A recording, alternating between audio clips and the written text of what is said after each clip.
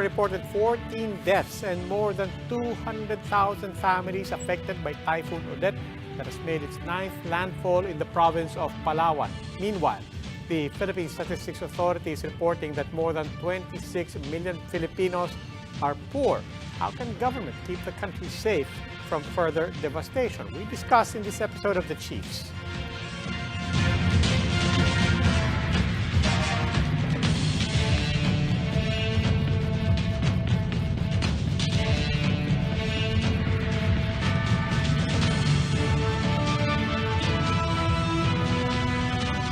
Welcome to this edition of the Chiefs. Ako po si Robbie Alampayo, also with us are Ami Pamituan of the Philippine Star and Ed Lingao of One News. Chiefs, good evening.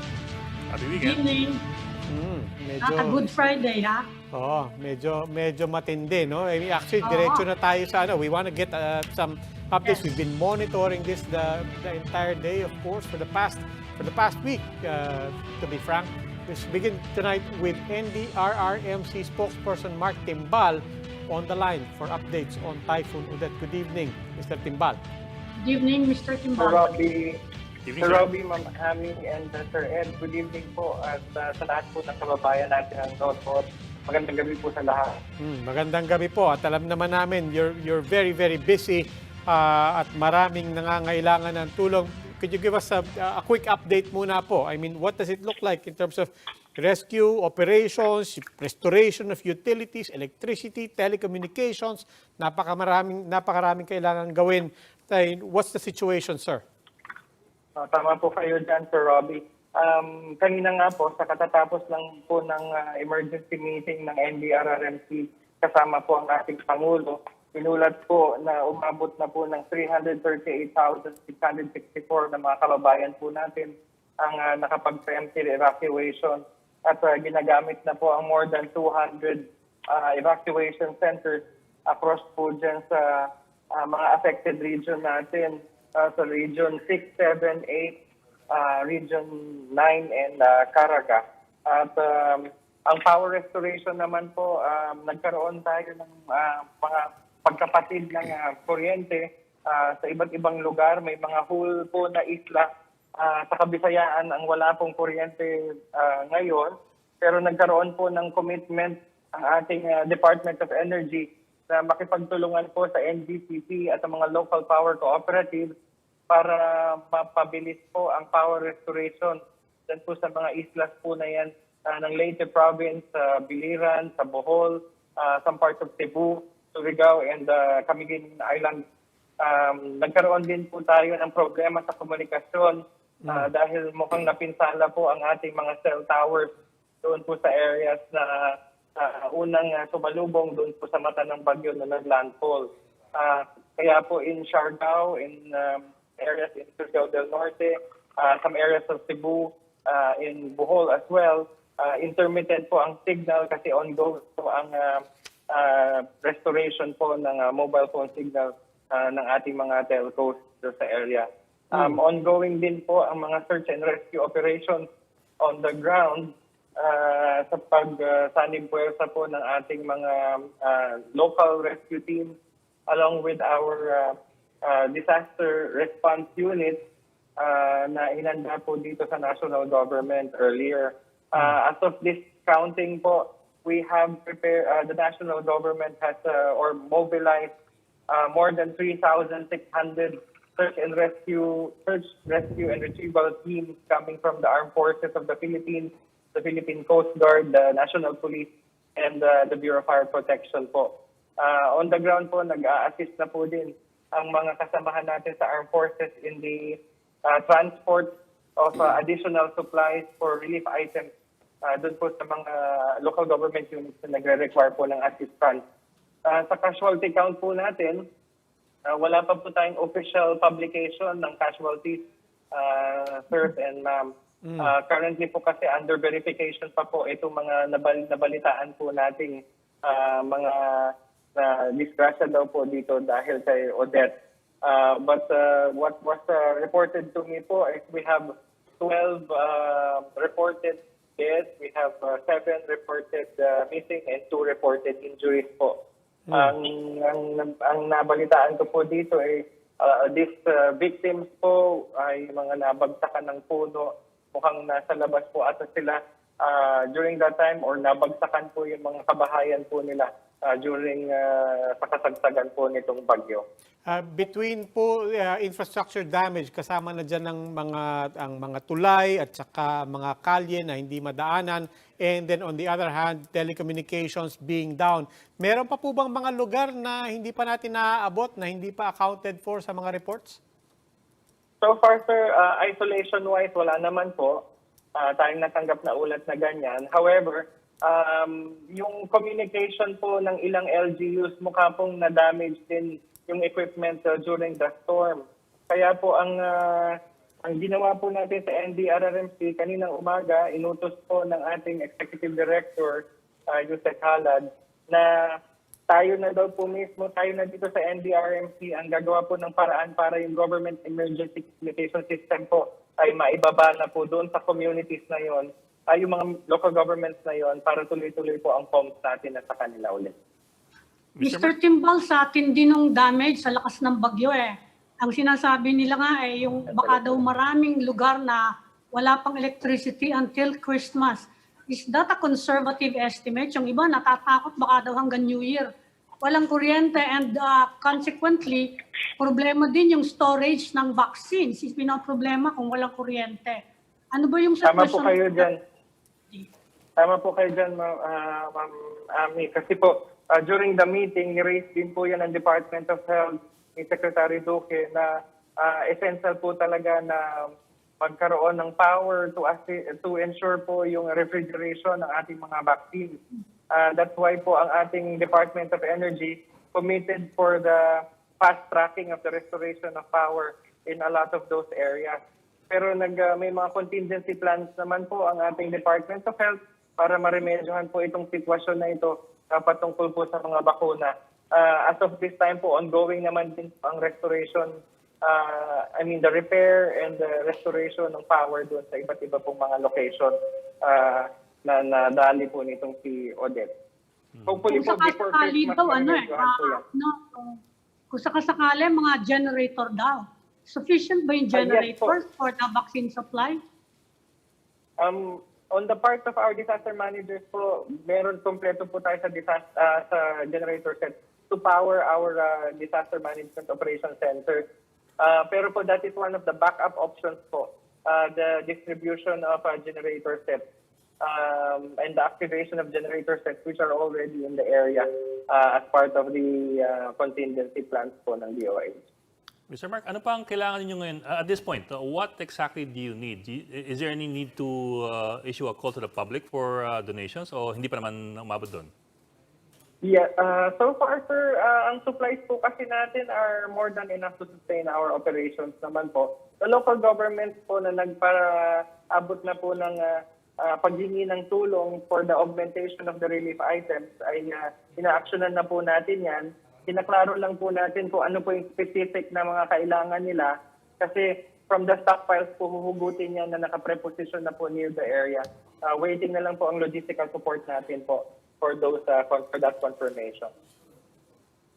Okay, alam po natin, tinatrack naman natin nung bagyo, but how would you assess our early warning systems, our technology, our ability to track typhoons such as this as we assess it from the impact and the monitoring and what actually happened? So far po, sir, when it comes to the warning po, advanced naman din po natin na-detect lang yung low pressure area about outside the Philippine area of responsibility na naging si Typhoon Odette. Ang projection naman po na binigay, we started our meetings and preparations at the NDRMC level, December 10 pa po. At ang worst case scenario po talaga yung pinag-usapan natin doon sa mga pagpupulong. And kaya po itong mga pangyayari po na ito, na-factor in naman po yan, we were able to identify more than 10,000 barangays that are susceptible to flood and landslide. That's why po, ganun din kalaki yung preemptive evacuation na ginawa po natin.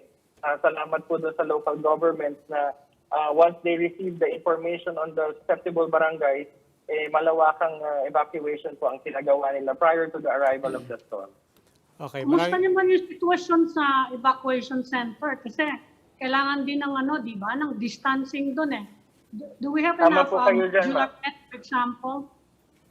We received we saw some videos po na nagkakaroon ng pagkakalimot ng pagsuot ng face mask ng iba nating mga evacuees at may pagkakalimot din sa physical distancing. Kaya po agad po nating pinaalalahanan ng mga camp managers to enforce po itong minimum health protocols.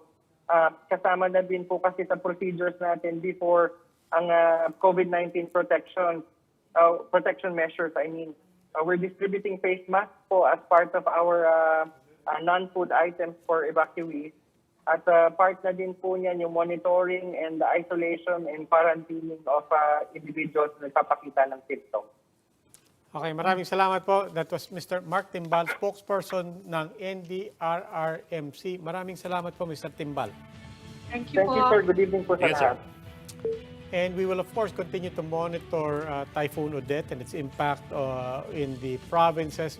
For now, we'll turn to People's Reform Party Senatorial Aspirant Gilbert Gibo Chudoro. Mr. Chudoro, welcome to the big story, to the Chiefs. Good evening to everyone. Wrong And of program. course, our prayers go out to Apa. all those who may have been affected or hit by this typhoon. Apa. And our prayers go out to the safety of the first responders who will be at risk in trying to save their fellow countrymen who may have been affected. Of course, and Mr. Chudoro, of course, we invited you because we do talk politics a lot in recent days, but we don't want to be tone deaf, and we certainly don't want you to look to sound tone deaf. Well, I do have a question about disasters. You had experience as Defense Secretary, Civil Defense is under that. Pagka po may nangyayaring ganito, what comes to mind? What comes to your thoughts na this is precisely the kinds of things that we could be doing? Well, what comes to mind right now, the first thing that comes to mind right now, all efforts should be on rescue and relief. And then during the reconstruction phase, then we can have lessons learned and incorporate in rebuilding new infrastructure that will increase our resiliency. Of course, also after rescue and relief of operations are done, then we can step back and review where the gaps can be filled as much as possible in our response time and adequate warning. For example, maybe as we cascade the warnings down to the local governments, the warnings can be made more vivid rather than in a dry text form. The age of social media, a lot of it is visual. So maybe visuals as to the potential damages could be done. That is one suggestion. But right now, I think all efforts should be focused on rescue and relief and nothing else. Yeah, but are there lessons that we have not learned? It's been some time since you held that post. I mean, whether it's building infrastructure, whether it's our standards, whether it's in educating people, operations, logistics, is there anything na we just have not, we're having a hard time learning or implementing?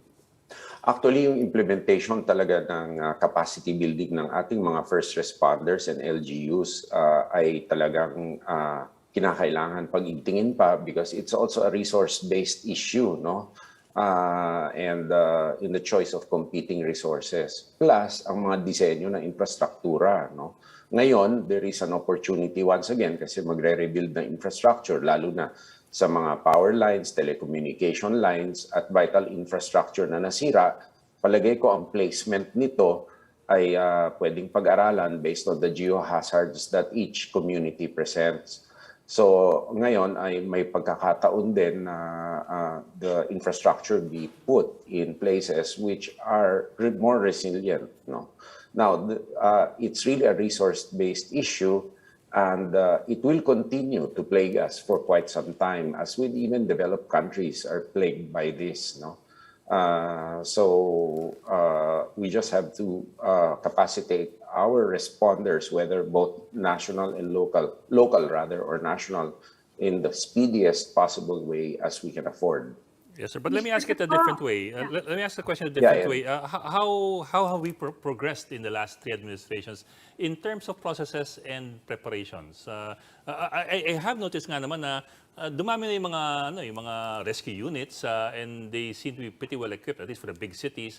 But other than that, have we made substantial progress?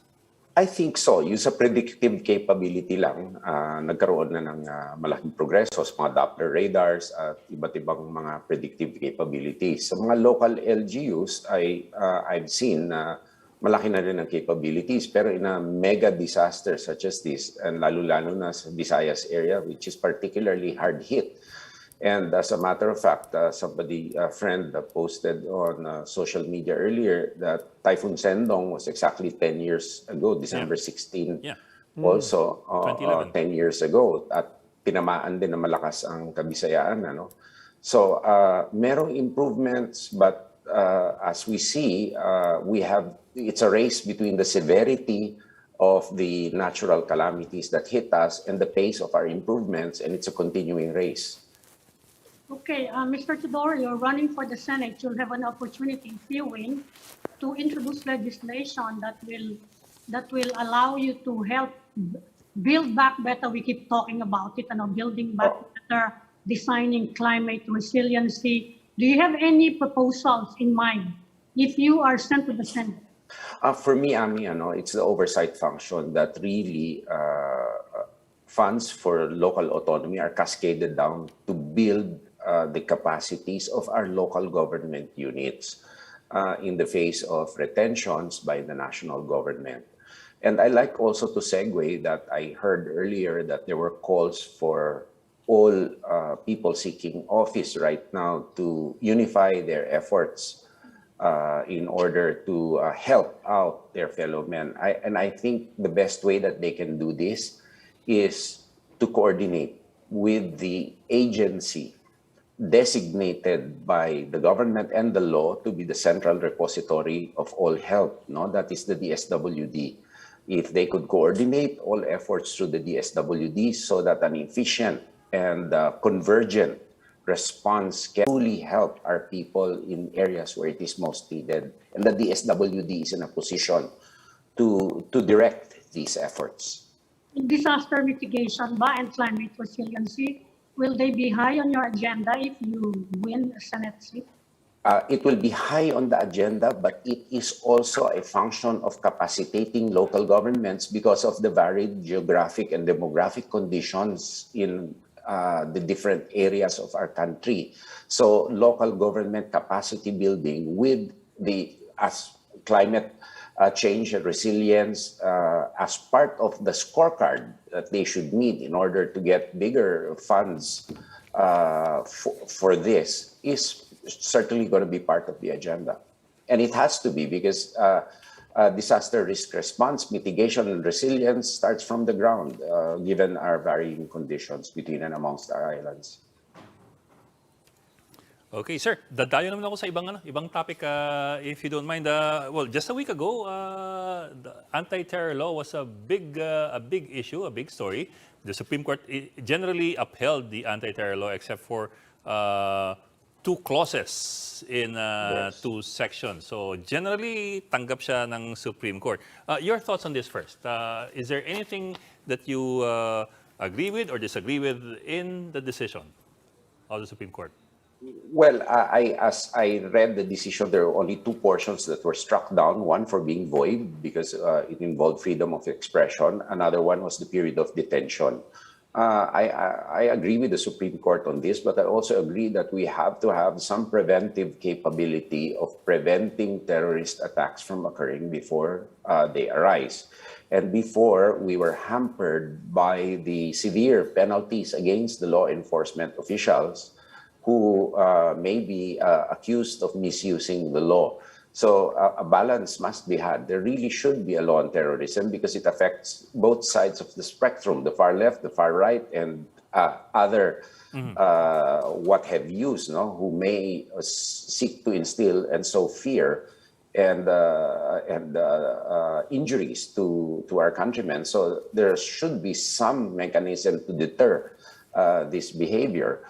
So I'm glad that the Supreme Court sustained the anti-terror law. However, this does not mean that the enforcement agency should rest on their laurels. They should also refine and hone their techniques in gathering intelligence and respecting the rights, human rights, basic human rights while doing so. But Well, is there apart from- anything is there anything in the law that you would want to amend or change if you get elected into office, into the Senate? I don't have an answer right now. Probably it's a question of the enforcement, the capacity of the law enforcement agencies to enforce the law. So I cannot answer offhand right now. I'll have to study the matter thoroughly and see also the provisions of the law with the capabilities of the enforcement agencies. Yes, but speaking to the balance that you said must be struck, apart from appealing to the discipline and hoping to build on the capacity and the professionalism of our state enforcers, is within the law itself, do you feel that there are enough safeguards for human rights? Actually, there's enough deterrence already because of the penalties that are imposable against law enforcement officials. No, so right now, for me, offhand, there is enough balance or safeguards because the vague provisions were struck down. And I have not read the opinion of the Supreme Court in full because I understand they still have to release a detailed opinion on it. And I would be very interested to read the opinion in full once it is released. You were originally running for the vice presidency and now you're gunning for a Senate seat. It's quite a broad field. What's your principal platform? Why should we vote for Guiba Teodoro for the Senate? Well, right now, I have my 7 pillars, but basically this can be distilled into capacity building in local governance to the barangay level. Secondly, it's food security. Thirdly, it's increased incentives and investments in R&D. Fourthly, actually, the ability of the government and the private sector incentives to invest in emerging and disruptive technologies, as well as peace and order and capability upgrades for our security agencies. There are other bills that I have in mind, like capacity building of the DND and the DFA, in order for us to build the bureaucracy, to build expertise on international and security relations, international law. And also, like what we're experiencing now, the effects can be mitigated by more experts in disaster risk reduction, geohazard planners in the local government bureaucracies as well as the government bureaucracies. These things we will try to push forward in the Senate. Why the Senate instead of the House? Your wife used to be a member of the House of Representatives. I used to be a member of the House, but House basically is a local political calculus. And I feel that based also principally with consultations on those who were moving me to re-enter public life, the Senate was the best venue for me. Yesterday, we were talking about the Public Service Act. As you may be aware, the Senate just passed their version of it. One thing that's different with the Senate version and the House version is the Senate seems to have added airports and even public utility vehicles. I don't know the whole story, but it seemed to me that yesterday we were talking to Mr. Barcelon of the PCCI. He was saying some personalities in the Senate hearings were basically, usually when they invoke that maybe these sectors should be included, that maybe for protection, that very often national security is invoked. Do you agree that airports in particular, and for that matter, public utility vehicles should be protected, particularly on concerns of national security? Well, I agree they should be protected, but whether they should be regulated by the Public Service Commission is something I have to study. Public utility vehicles, depending on how you define them, are sometimes local government permitted, Normally, the regulatory mechanism there is to fix the fee because there is a limited monopoly given these public utility vehicles. Airports, we cannot have enough of them. They should be secure, but insofar as the Public Service Commission regulating airports, I would rather that the local government units, in order to build their capacities and build their competitiveness, be given the role of permitting these or not, and not the national agencies as a matter of principle. Okay. Okay, Well, another, sige, go ahead, Dami. I want to magsa-segue din ako doon sa West Philippine Sea, being a former defense chief. You agree with the approach that we are taking currently in dealing with this problem? I think based on the statements of the two officials responsible, principally responsible for it, the Secretary of Foreign Affairs and Secretary of National Defense, our position is as straightforward as possible. And that UNCLOS is the law that governs our rights and territorial claims. And no amount of history can overturn UNCLOS. Now, the problem is enforcement. Enforcement is through the United Nations, unfortunately, which is the sole organization authorized under international to enforce it. So there has to be a lot of diplomacy and security engagements involved in creating some momentum in order for other nations to support us vis-a-vis China's claims. Now, we must also remember that diplomatic relations between countries are multidimensional, not of a single dimension. And so I would rather leave the question of the West Philippine Sea to expert diplomats and security officials rather than to make it a partisan political issue. On the other hand, our people should be educated as to what really belongs to the Philippines, whether territory or rights, so that they are adequately informed and do not have false hopes or aspirations as to what may not be ours under international law. But you're referencing, as you said, the two implementers, as you said, the Department of Foreign Affairs and Department of National Defense. But in reality, you have one other person on top of them, and that's President Duterte.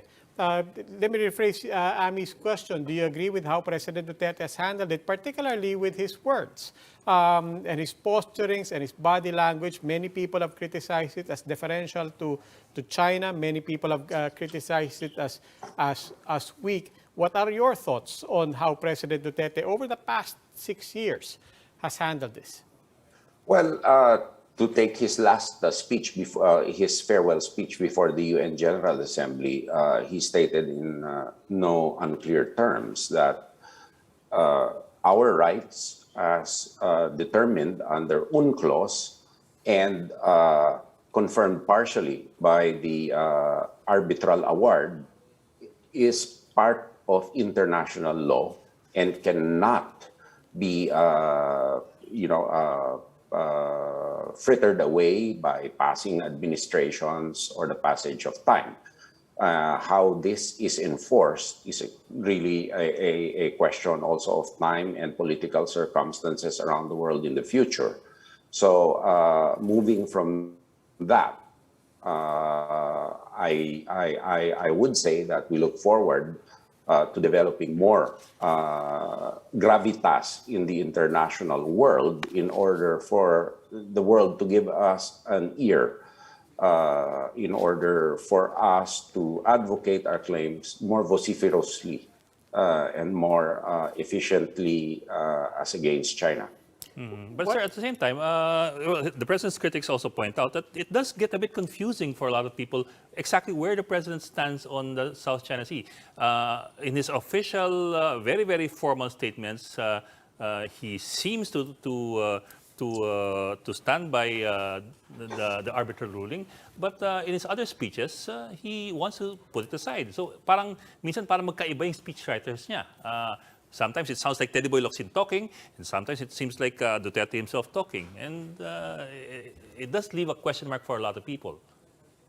Well, sometimes maybe each president would have his or her own approach, and sometimes also it's probably sometimes venting a frustration of what cannot be achieved with what we have right now. However, looking forward, I hope that we develop sufficient expertise and gravitas in order to pursue what is ours amidst, the undeniable stronger force that faces us. Hopefully, other countries can see value in upholding international law through the Philippines in order for them to be also spared from the same kind of bullying that it has beset us. What's the strategy for building that gravitas, for building an international community and network that will not only back us, but also see that that by internationalizing this, that there is a global interest here? Well, the strategy will really, for me, is to make us a center of expertise in international law and international relations. That is building our human capital and expertise in the area so that our voice has credibility when we talk in the world.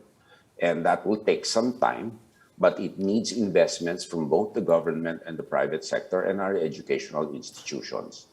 That is the strategy, to be a center for excellence, of excellence in international relations and international law. Okay. Sir Gilbert Teodoro, tumatakbo po sa pagka-senador under the People's Reform Party. Mr. Teodoro, maraming salamat po. Maraming salamat po at nagdadasal po tayo sa kaligtasan po ng lahat at mga first responders natin. Kami po ay nakikiisa po sa ating mga kababayan sa pagdarasal po sa ating mga kababayan na naapektuhan Ingat, sir. ng Salamat po. Odette. Maraming salamat po. Thank you. Please stay with us. The Chiefs will be right back.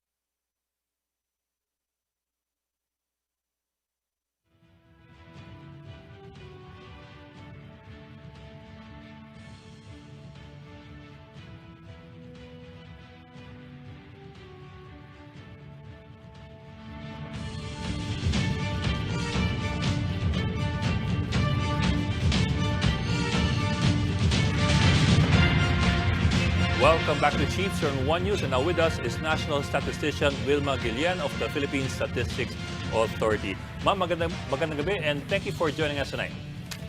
Magandang gabi din sa inyong lahat at sa ating mga tagapakinig at viewers to Magandang this gabi po. program. Yeah. Yes, ma'am. Thank you for joining us. Ma'am, to begin with, yung story po ngayon is that nag-increase yung poverty incidence to 23.7 from 2018. I think it was 21.1.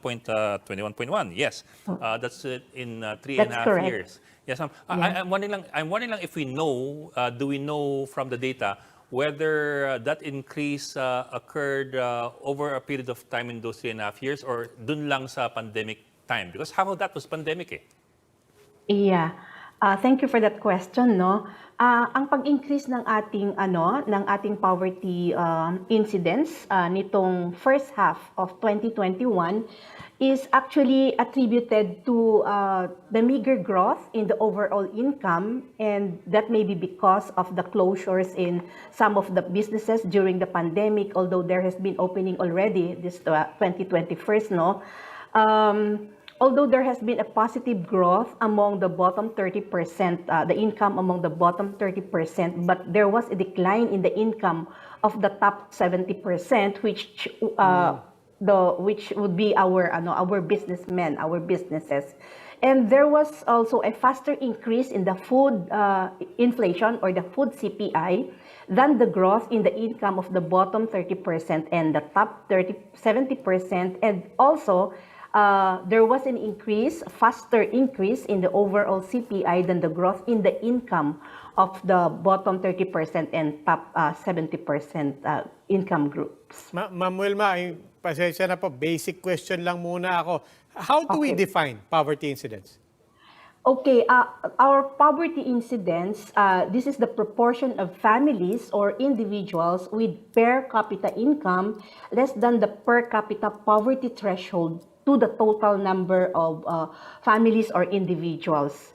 So the poverty threshold for among families in the first semester of 2021 was 12,082 pesos on average. This is on average per month to meet their basic food and non-food needs. And we have a list of the basic food needs of the Filipino on average.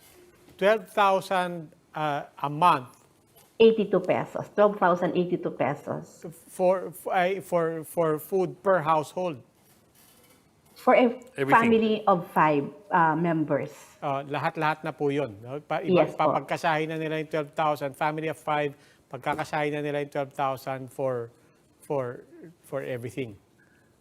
Yeah, that's correct. That only the basic food and non-food items. Ma'am, let me reconcile the dates kasi we're also talking about 2018 here when there was an adjustment of the poverty threshold from 10,000 something to 12,000. At the same time, tumaas din yung poverty incidence. Could that be a factor? Could yung pag-increase ng threshold from 10 to 12 be a factor in the increase in the poverty incidence? Yeah, that is a factor. That's why I was telling that the increase in the thresholds was due to the increase in the cost or the prices of the basic food items that we have, which is faster than the growth in the income. So we all know that during the pandemic, there has been decreases in the income of the Filipino families or the Filipinos, and the biggest of the decreases in the income was cash receipts, support, etc. from abroad. And then there was also a decrease in the income of transportation, storage, and services, as well as the decrease in the income from crop farming and gardening, and also decrease in dividends from investments, as well as decrease in income in fishing activities. Ms. Gillian, meron bang long-term impact on poverty incidence yung mga typhoons? Such as Yolanda, for example, kasi sobra yung devastation, no? And there are concerns na ito ngayon, yung Odette, we saw all the crops, the farmlands damaged. It will take years bago mag-recover yung mga coconut trees na yan, yung mga Nag-aalala sila na lalong dadami yung poor. Tama ba yun na magkaka-impact siya sa poverty incident kapag ganitong natural calamities? Uh, I believe so, Ami, because we have income from agricultural activities, income from fishing activities, and when, of course, we have devastations on the crops, coconuts, and other agricultural plants, no, it will take some time for them to be able to recover, especially for permanent trees. So the income coming from coconuts, for example, from mango farming, for example, will not be that easy for them to recover from those devastations. Can you cite any specific figures, for example, nung Yolanda? Anong impact niya sa poverty incidence? I'm sorry, Ami, I don't have that data for now. Pero meron siyang impact, significant impact on poverty incidence? Yeah, because its income and the expenditures, no, on the basic food items that would determine our poverty incidence. So if there are lesser income coming from crop farming and gardening, livestock and poultry raising, fishing, and even forestry and hunting, of course, that would affect the income of the families or the individuals. Okay. In the meantime po, we're talking about national poverty incidence. If you break it down per region or even per province, are there any areas that stand out? You are correct at that. Actually, with the use of the large sample size that we have for the 2021 Family Income and Expenditure Survey, as well as the 2018 Family Income and Expenditure Survey, no, we are able to come up with poverty incidence down at the provincial level and at the highly urbanized city level. And if I may just mention that in 2021, we have the following provinces, no, that belong to the least poor provinces. So, for example, I can cite the province of La Union, Laguna, Capiz, Davao del Sur, Benguet, Batanes, and some more. But I would also like to mention the provinces that belong to the poorest cluster as of the first semester of 2021. And these are the provinces of Sulu, Zamboanga del Norte, Basilan, Sarangani, Cotabato City, Agusan del Sur, and Tawi-Tawi. And I can actually refer you to the PSA website so that you can see the data down at the provincial, the regional level, and highly urbanized city level. Pero yung mga nabanggit nyo po, especially doon sa Mindanao, that means the Bangsamoro region in particular, if you take those provinces together, a lot of those would make up the Bangsamoro autonomous region. Sulu, for example, no, and then also Basilan. And Tawi-Tawi. Yeah. They belong to the poorest cluster in the first semester of 2021. The poverty incidence, for example, of Sulu for the first semester of 2021 was 71.9%. Wow. And then that of Cotabato City, it was 42.0%. Tawi-Tawi, it was 39.5% for the first semester of 2021. And if we compare that with the least poor cluster provinces, for example, here in the second district of NCR, the poverty incidence was only 3.8%. The first district of NCR was only 2.0%. Okay. Ma'am, I'd like to go back to the issue of the poverty threshold. I do remember kasi in 2018, there was some controversy over how the threshold was being set. And I do recall then NEDA Secretary Ernesto Pernia, in one interview, sabi pa nga niya, dapat nasa 42,000 pesos per month. Ang kailangan ng isang pamilya of 5 to be able to live above the poverty line. But it was left at that. But I understand we have adjusted it upwards. Now it's at 12,000, but it's still a difference of 30,000. How do we reconcile those two po? I would just like to cite to you how we determine the poverty threshold, no? And we are basing on Republic Act 84-25 or the Social Reform and Poverty Alleviation Act, which defines the poor as individuals or families whose income fall below the poverty thresholds defined by NEDA. So yun, there is a definition of the poverty threshold. And we start actually with the National Food Bundle. And this National Food Bundle or reference food bundle actually is the reference for the food bundle for each of the provinces nationwide. So if I may cite the National Food Bundle, for example, for breakfast, we have the following items: scrambled egg, coffee with milk, boiled rice or rice corn mix. And for lunch, we have boiled mongo with malunggay and dried dilis, banana, boiled rice or rice corn mix. And then for dinner, we have fried fish, boiled pork, a vegetable dish, boiled rice or rice corn mix. And we also have items for snacks, either bread or boiled root crab. And this national food bundle is has the following characteristics. No, it should be least cost and visualizable. It should be locally available. It meets the 100% recommended energy and nutrient intake for energy and 80% for vitamins and minerals. So this food bundle actually has been determined by the Food and Nutrition Research Institute so that it would meet the energy and nutrient requirement to enable the Filipinos to function well and to be economically active members of the population. So hindi ito kagaya kasi ng mga pangangailangan ng mga middle income or the high income groups na laging kumakain, for example, sa Jollibee, sa mga restaurants outside. But these are the minimum basic food needs that meet the energy and nutrient requirement.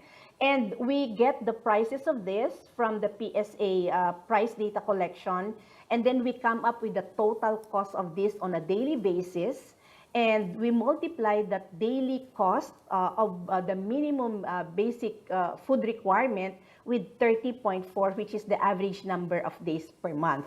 So that's how we determine the poverty threshold, the food threshold, I should say. So that's the food threshold, getting the price or the cost of the basic food needs of the Filipino people. And then we determine the non-basic food requirement of each Filipino, by using a constant, what we call the food expenditure over the total basic expenditure, or a constant of 69.83%. And this was actually a statistical policy that started in 2011, which will be used for 10 years. So this is the last year that we will be using this constant food expenditure over the total basic expenditure. That's why we determine from that the poverty threshold, so that the poverty threshold would be the amount that the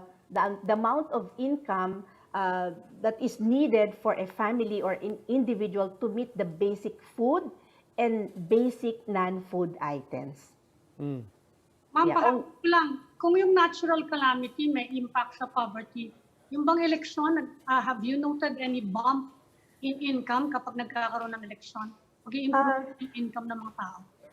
Yeah, ang poverty statistics kasi natin, Ami, it does not coincide with the election. No, the poverty statistics that we had was in 2015, and then 2018, now 2021. So unfortunately, it's not on the year of the election. That was in 2016. Yeah. Okay.